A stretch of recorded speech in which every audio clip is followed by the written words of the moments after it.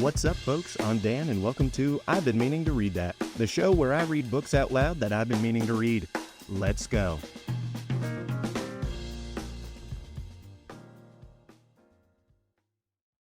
I'm going to level with you, people. I don't have anything to banter about for the beginning of this episode.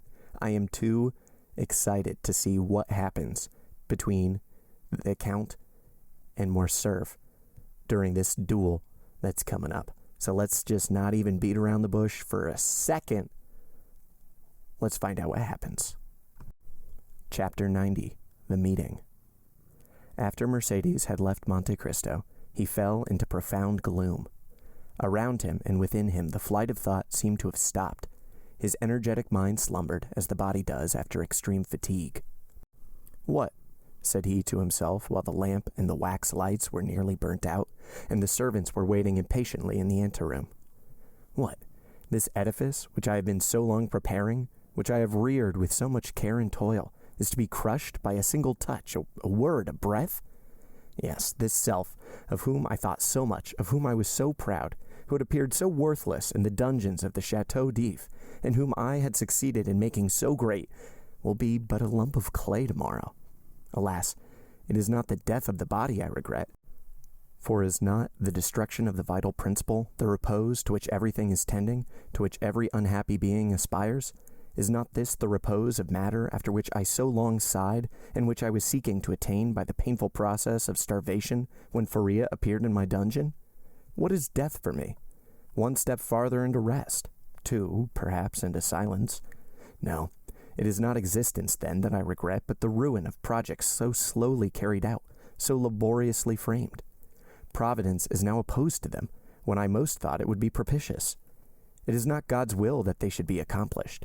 This burden, almost as heavy as a world, which I had raised and I had thought to bear to the end, was too great for my strength, and I was compelled to lay it down in the middle of my career. Shall I then again become a fatalist, whom 14 years of despair and 10 of hope had rendered a believer in Providence? And all this, because my heart, which I thought dead, was only sleeping, because it has awakened and has begun to beat again, because I have yielded to the pain of the emotion excited in my breast by a woman's voice. Yet, continued the Count, becoming each moment more absorbed in the anticipation of the dreadful sacrifice for the morrow, which Mercedes had accepted. Yet, it is impossible that so noble-minded a woman should thus, through selfishness, consent to my death when I am in the prime of life and strength. It is impossible that she can carry to such a point maternal love, or rather delirium. There are virtues which become crimes by exaggeration. No, she must have conceived some pathetic scene. She will come and throw herself between us, and what would be sublime here will there appear ridiculous." The blush of pride mounted to the Count's forehead as this thought passed through his mind. "Ridiculous?" repeated he.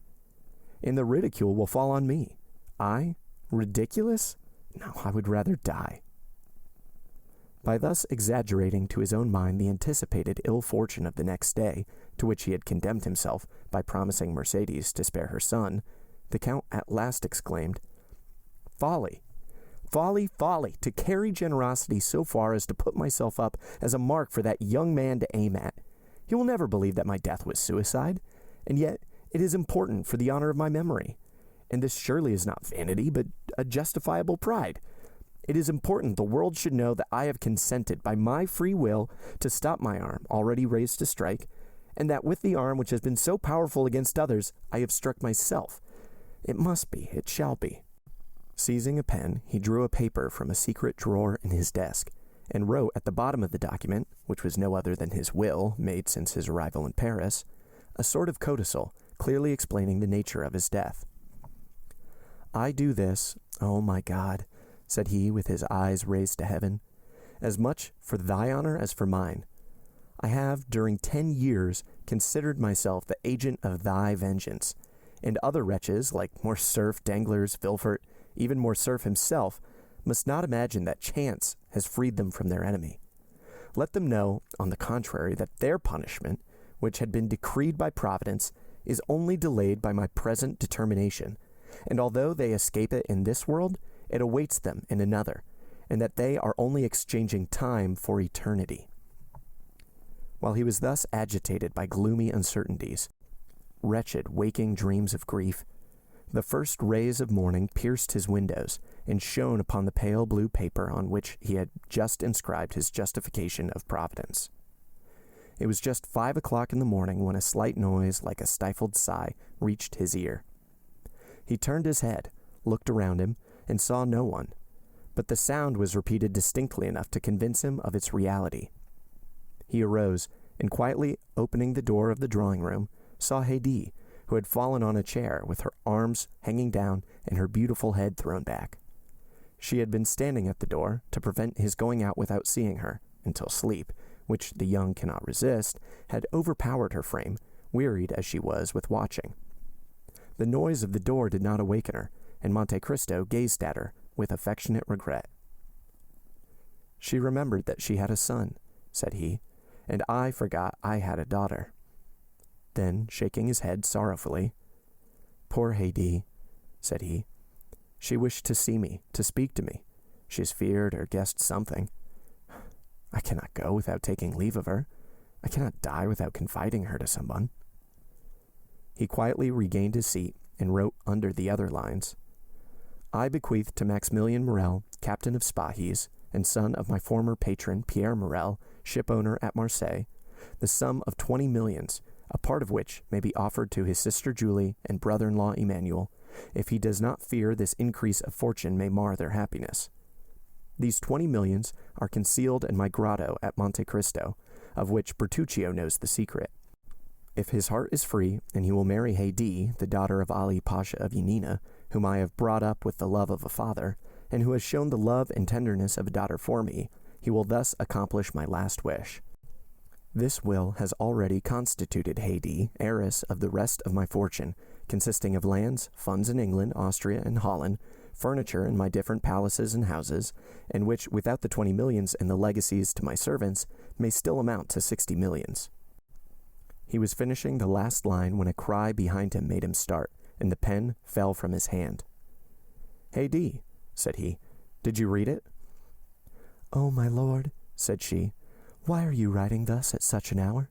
Why are you bequeathing all your fortune to me? Are you going to leave me?" "I am going on a journey, dear child," said Monte Cristo with an expression of infinite tenderness and melancholy, "and if any misfortune should happen to me—" The count stopped. "Well?"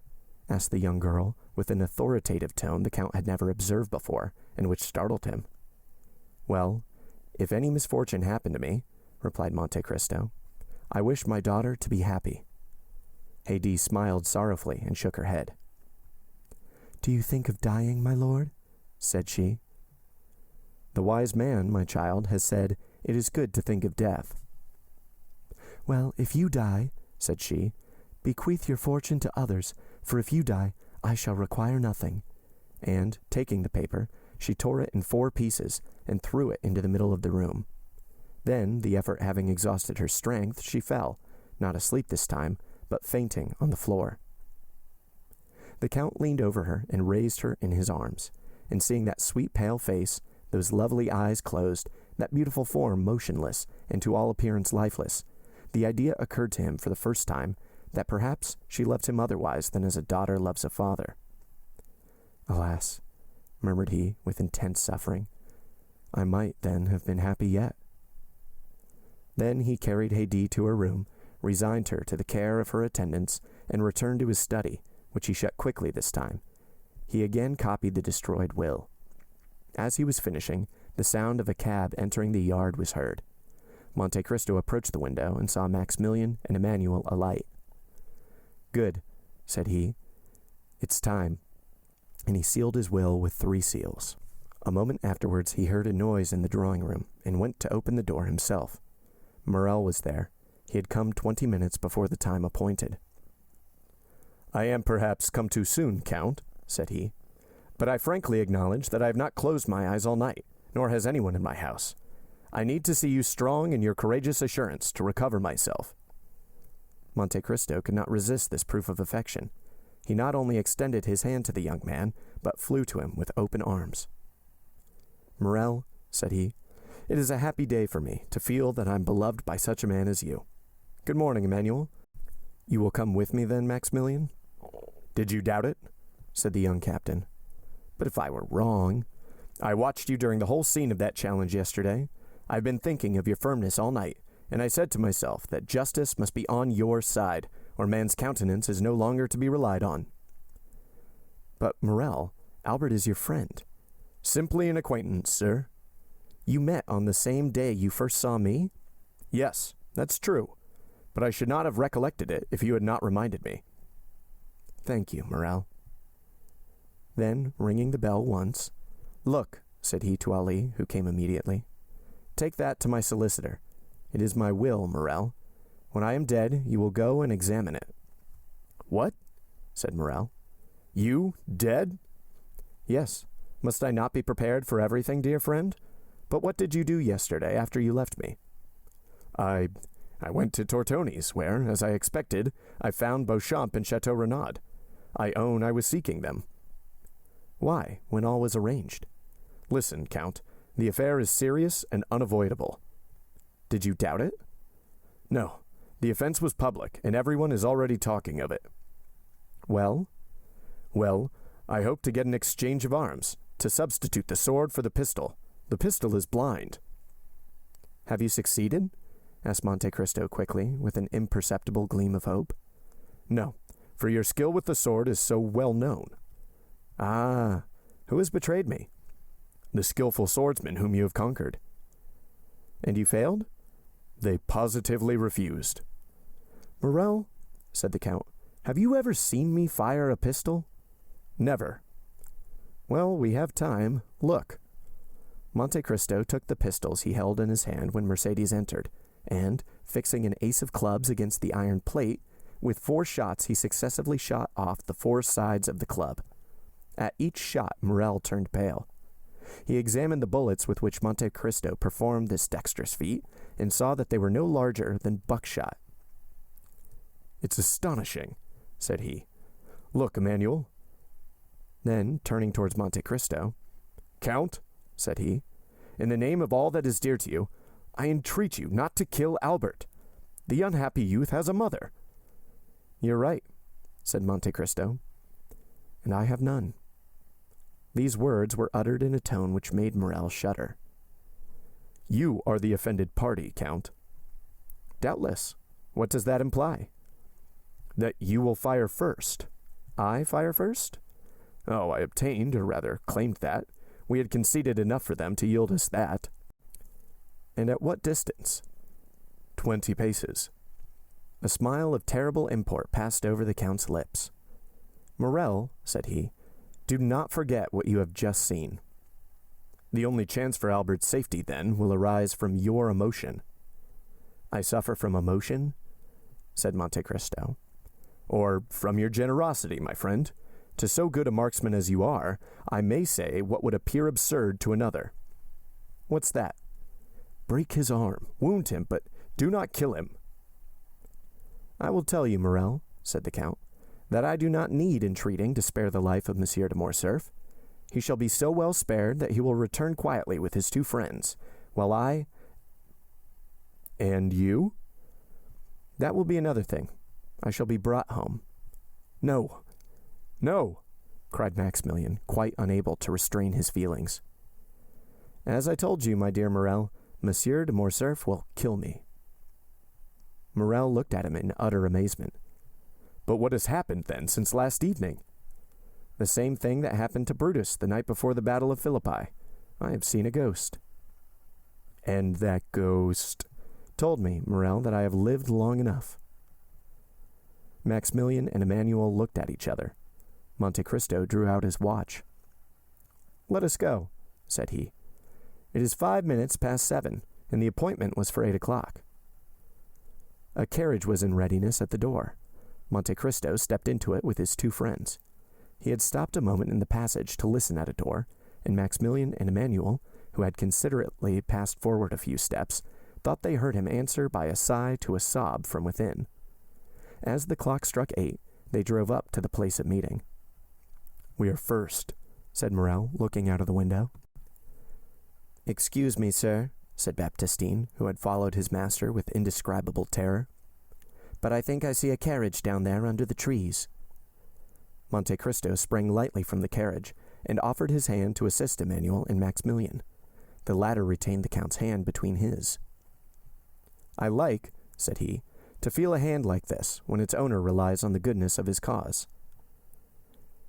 "It seems to me," said Emmanuel, "that I see 2 young men down there, who are evidently waiting." Monte Cristo drew Morrel a step or 2 behind his brother-in-law. "Maximilian," said he, "are your affections disengaged?" Morrel looked at Monte Cristo with astonishment. "I do not seek your confidence, my dear friend. I only ask you a simple question. Answer it. That is all I require." "I love a young girl, Count." "Do you love her much?" "More than my life." "Another hope defeated," said the Count. And, with a sigh, "Poor Haydée." "To tell the truth, Count, if I knew less of you, I should think that you are less brave than you are." "Because I sigh when thinking of someone I'm leaving? Come, Morrel, it is not like a soldier to be so bad a judge of courage. Do I regret life? What is it to me, who have passed 20 years between life and death? Moreover, do not alarm yourself, Morrel. This weakness, if it is such, is betrayed to you alone. I know the world is a drawing-room from which we must retire politely and honestly, that is, with a bow, and our debts of honor paid." "That is to the purpose. Have you brought your arms?" "I? What for? I hope these gentlemen have theirs." "I will inquire," said Morrel. "Do, but make no treaty. You understand me?" "You need not fear." Morrel advanced towards Beauchamp and Chateau Renaud, who, seeing his intention, came to meet him. The 3 young men bowed to each other courteously, if not affably. "Excuse me, gentlemen," said Morrel, "but I do not see Monsieur de Morcerf." "He sent us word this morning," replied Chateau Renaud, "that he would meet us on the ground." "Ah," said Morrel. Beauchamp pulled out his watch. "It is only 5 minutes past 8, said he to Morrel. "There is not much time lost yet." "Oh, I made no illusion of that kind," replied Morrel. "There is a carriage coming," said Chateau Renaud. It advanced rapidly along one of the avenues leading towards the open space where they were assembled. "You are doubtless provided with pistols, gentlemen? Monsieur de Monte Cristo yields his right of using his." "We had anticipated this kindness on the part of the Count," said Beauchamp, "and I have brought some weapons which I bought 8 or 10 days since, thinking to want them on a similar occasion. They're quite new and have not yet been used. Will you examine them?" "Oh, Monsieur Beauchamp, if you assure me that Monsieur de Morcerf does not know these pistols, you may readily believe that your word will be quite sufficient." "Gentlemen," said Chateau Renaud, "it is not Morcerf coming in that carriage. Faith, it is Franz and Debray." The 2 young men, he announced, were indeed approaching. "What chance brings you here, gentlemen?" said Chateau Renaud, shaking hands with each of them. "Because," said Debray, "Albert sent this morning to request us to come." Beauchamp and Chateau Renaud exchanged looks of astonishment. "I think I understand his reason," said Morrel. "What is it?" "Yesterday afternoon I received a letter from Monsieur de Morcerf begging me to attend the opera." "And I," said Debray. "And I also," said Franz. "And we, too," added Beauchamp. "Having wished you all to witness the challenge, he now wishes you to be present at the combat." "Exactly so," said Beauchamp. "You have probably guessed it right."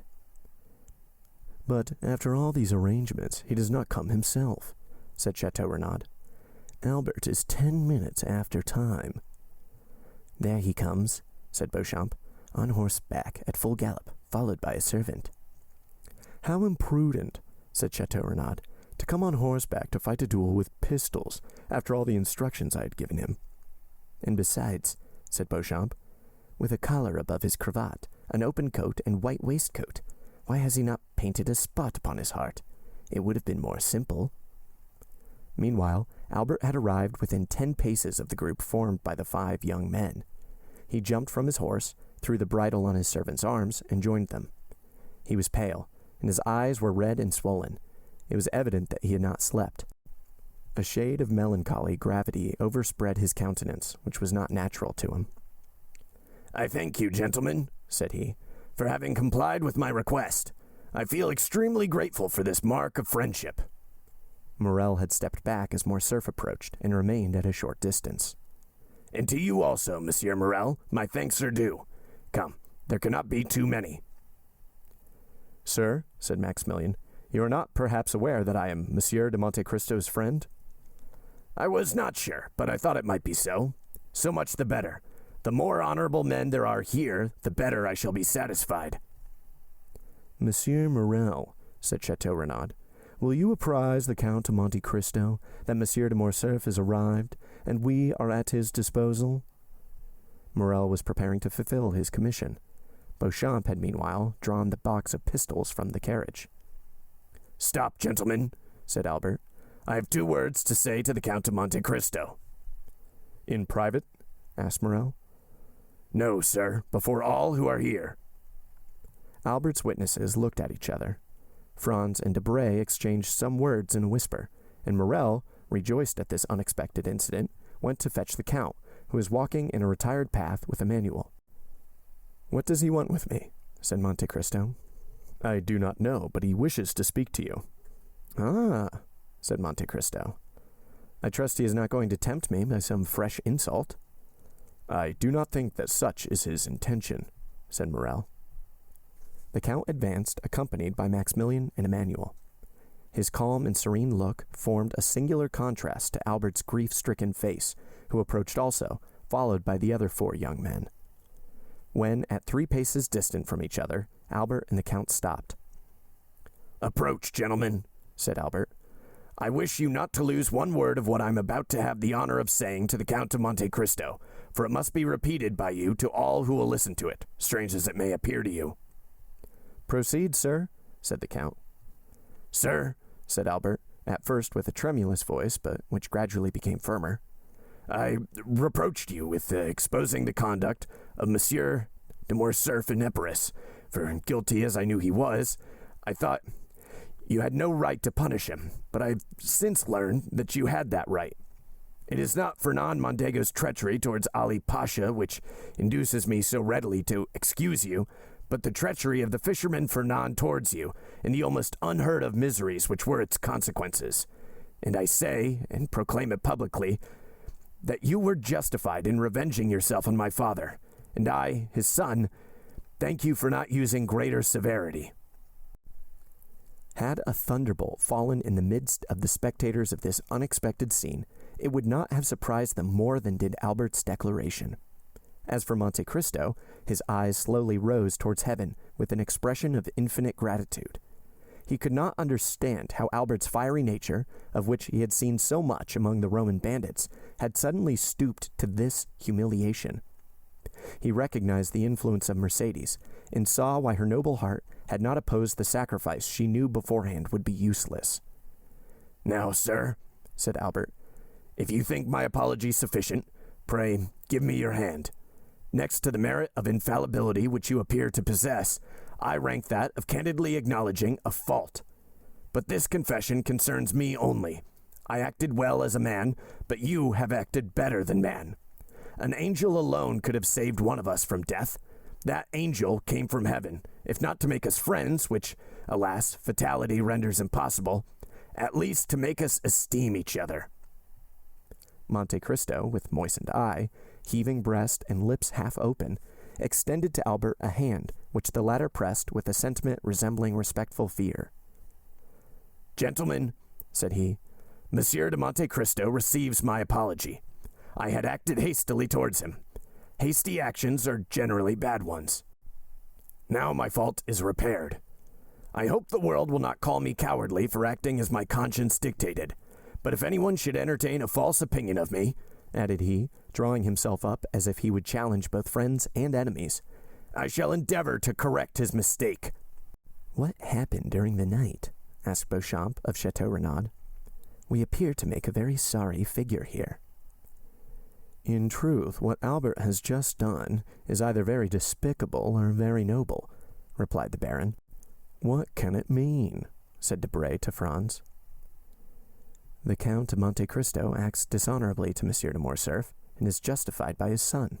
Had I 10 Yaninas in my family, I should only consider myself the more bound to fight 10 times. As for Monte Cristo, his head was bent down, his arms were powerless. Bowing under the weight of 24 years' reminiscences, he thought not of Albert, of Beauchamp, of Chateau Renaud, or of any of that group, but he thought of that courageous woman who had come to plead for her son's life, to whom he had offered his, and who had now saved it by the revelation of a dreadful family secret, capable of destroying forever in that young man's heart every feeling of filial piety. "Providence still," murmured the Count. "Now only am I fully convinced of being the emissary of God." End of Chapter 90. Chapter 91. Mother and Son. The Count of Monte Cristo bowed to the 5 young men with a melancholy and dignified smile, and got into his carriage with Maximilian and Emmanuel. Albert, Beauchamp, and Chateau Renaud remained alone. Albert looked at his 2 friends, not timidly, but in a way that appeared to ask their opinion of what he had just done. "Indeed, my dear friend," said Beauchamp first, who had either the most feeling or the least dissimulation, "allow me to congratulate you. This is a very unhoped-for conclusion of a very disagreeable affair." Albert remained silent and wrapped in thought.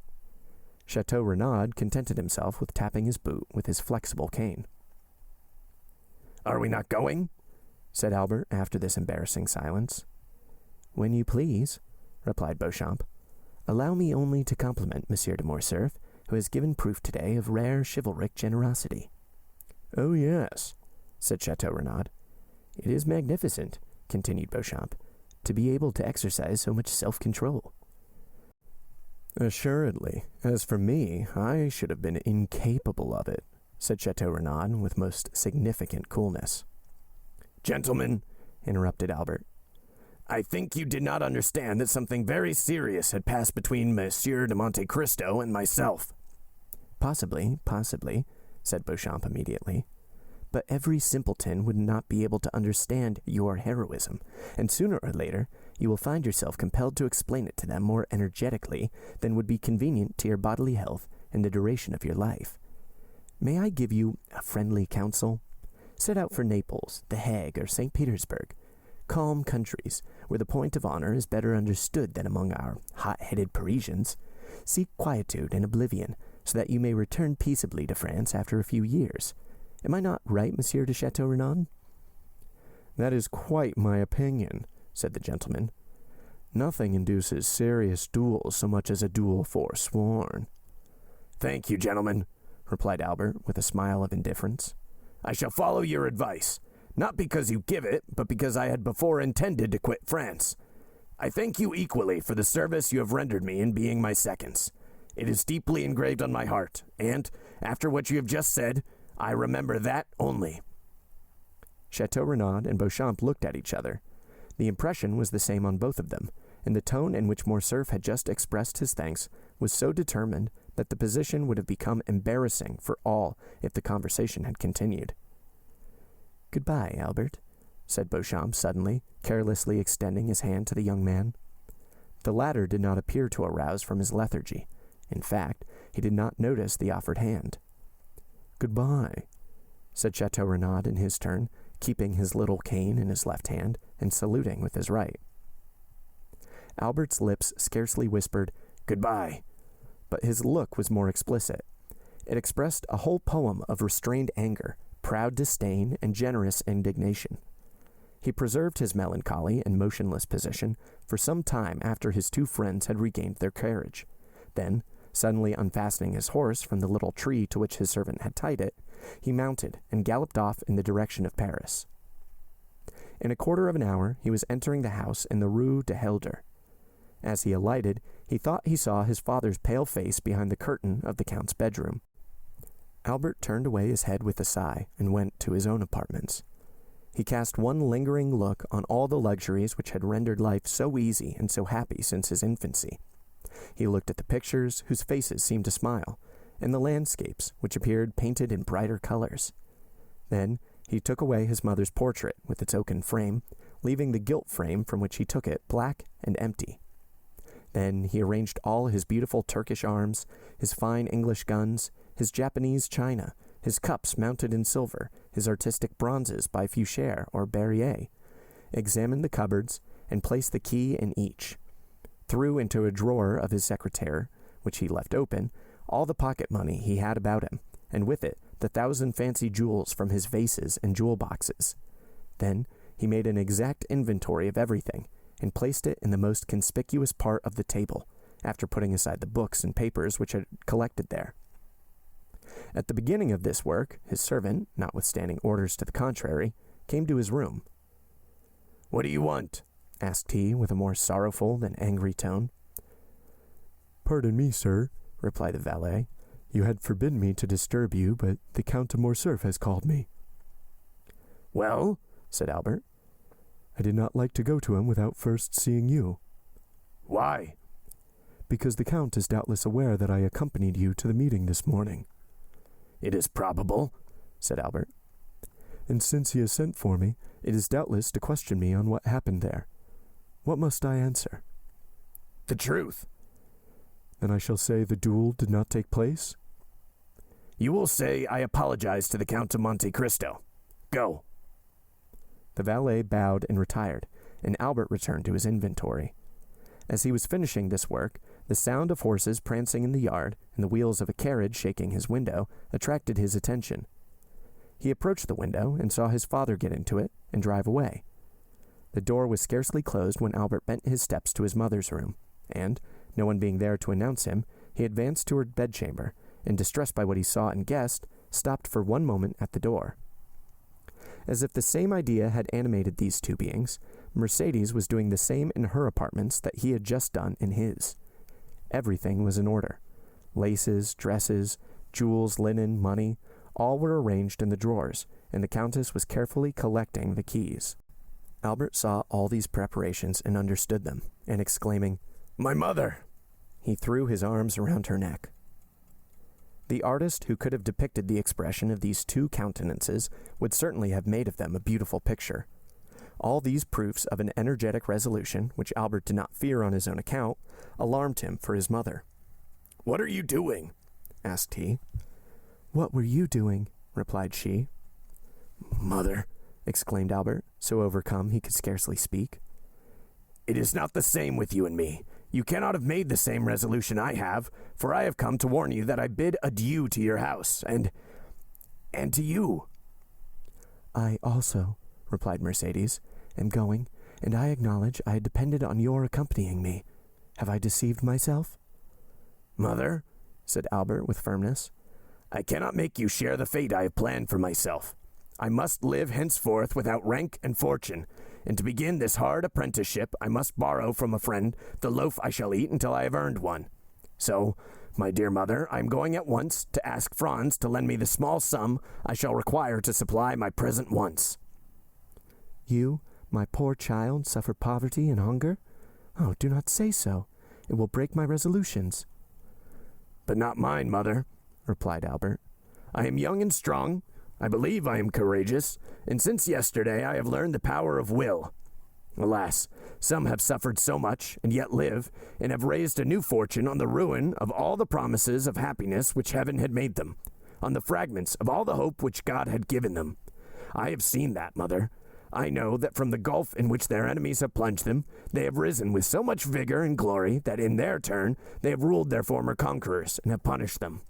No, mother, from this moment I have done with the past, and accept nothing from it, not even a name, because you can understand that your son cannot bear the name of a man who ought to blush for it before another."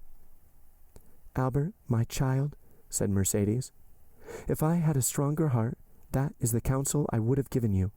Your conscience has spoken when my voice became too weak. Listen to its dictates. You had friends, Albert. Break off their acquaintance. But do not despair. You have life before you, my dear Albert, for you are yet scarcely 22 years old, and as a pure heart like yours wants a spotless name, take my father's. It was Herrera.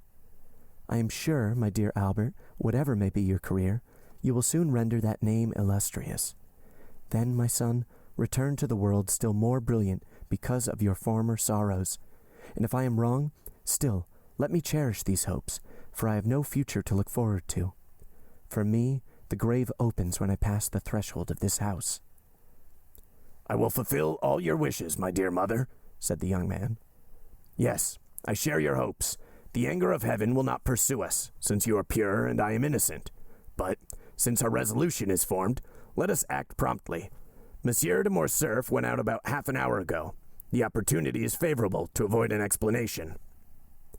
"I am ready, my son," said Mercedes. Albert ran to fetch a carriage. He recollected that there was a small, furnished house to let in the Rue de Saint-Pierre, where his mother would find a humble but decent lodging, and thither he intended conducting the Countess. As the carriage stopped at the door and Albert was alighting, a man approached and gave him a letter. Albert recognized the bearer. "From the Count," said Bertuccio. Albert took the letter, opened and read it, then looked round for Bertuccio, but he was gone. He returned to Mercedes with tears in his eyes and a heaving breast, and without uttering a word he gave her the letter. Mercedes read, "Albert, while showing you that I have discovered your plans, I hope also to convince you of my delicacy. You are free. You leave the Count's house, and you take your mother to your home. But reflect, Albert, you owe her more than your poor noble heart can pay her. Keep the struggle for yourself. Bear all the suffering, but spare her the trial of poverty which must accompany your first efforts. For she deserves not even the shadow of the misfortune which has this day fallen on her, and Providence is not willing that the innocent should suffer for the guilty. I know you are going to leave the Rue de Helder without taking anything with you. Do not seek to know how I discovered it. I know it. That's sufficient. Now listen, Albert. 24 years ago I returned, proud and joyful, to my country. I had a betrothed, Albert, a lovely girl whom I adored, and I was bringing to my betrothed 150 louis, painfully amassed by ceaseless toil. This money was for her. I destined it for her, and, knowing the treachery of the sea, I buried our treasure in the little garden of the house my father lived in at Marseille, on the Allée de Milan. Your mother, Albert, knows that poor house well. A short time since I passed through Marseille and went to see the old place, which revived so many painful recollections. And in the evening I took a spade and dug in the corner of the garden where I had concealed my treasure. The iron box was there. No one had touched it, under a beautiful fig tree my father had planted the day I was born, which overshadowed the spot. Well, Albert, this money, which was formerly designed to promote the comfort and tranquility of the woman I adored, may now, through strange and painful circumstances, be devoted to the same purpose. Feel for me, who could offer millions to that poor woman, but who return her only the piece of black bread forgotten under my poor roof since the day I was torn from her I loved. You are a generous man, Albert, but perhaps you may be blinded by pride or resentment. If you refuse me, if you ask another for what I have a right to offer you, I will say it is ungenerous of you to refuse the life of your mother at the hands of a man whose father was allowed by your father to die in all the horrors of poverty and despair." Albert stood pale and motionless to hear what his mother would decide after she had finished reading this letter. Mercedes turned her eyes with an ineffable look towards heaven. "I accept it," said she. "He has a right to pay the dowry, which I shall take with me to some convent." Putting the letter in her bosom, she took her son's arm, and, with a firmer step than she even herself expected, she went downstairs. End of chapter 91. And cut. That's a wrap, folks. Thanks for listening to today's episode of I've Been Meaning to Read That, with me, your host, Dan. If you want to learn more about the show, you can follow us on Instagram at Meaning to Read and TikTok at I've Been Meaning. If you want to support the show to help keep it going, you can find me on Venmo at Dingus Donut, DINGUSDONUT. Supporters get a shout out on the show, and even more important, get to vote on the next book that we read. No matter what, I'll see you for our next episode. Until then, read those books you've been meaning to read, and have a lovely, lovely day.